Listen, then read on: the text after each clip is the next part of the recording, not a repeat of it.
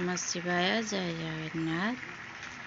आमे छोट पिलामानंकर आग्रह उत्साह एवं सेमानंकर मत नहीं जदि आजिका डेट्रे सबू बापा माँ ताकू समर्थन करिवे ताहले हुए तो परिवार की बापा माँ माने हरास हो पड़ी पारंती। कारण पिलामानंकर आग्रह उत्साह तांकर मनर भावना को आमको भावी चिंती सबु किछि तांको आगो को नबाको पड़िबो। से कौन कहउचंती कौन नहीं आमे जदि न बुझी न सुझी तांकर इच्छा शक्ति को आमे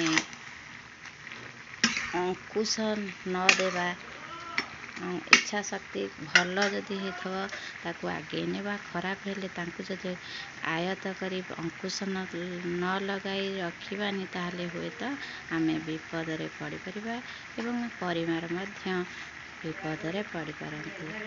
कारण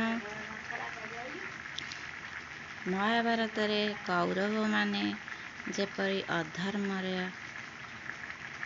माती थिले से तांकर परिवार हुए तो विपद रे पड़िला बाप माँ भी विपद रे पड़िले।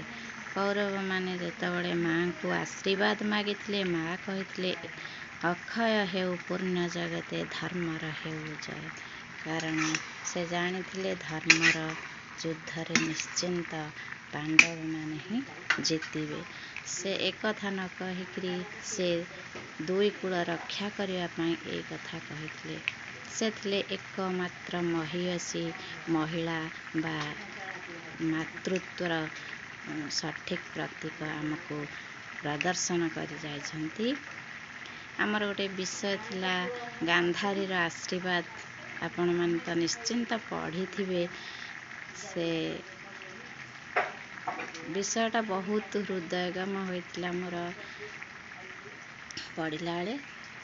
मु आज प्रत्येक बापा माँ को कहबी जे पिला मानक जहाँ चाहूचंती ता यथाशीघ्र तांको प्रदान करंतु नाही बा प्रश्रय दियंतु नाही। भावी चिंती सबूरी मूलरे चिंताधारा ठीक रखी धर्म प्रथारे तांको आगे निय।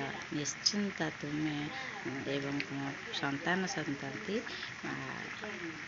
आगको अग्रगति करि पारंती। ओम नमः शिवाय जय जगन्नाथ।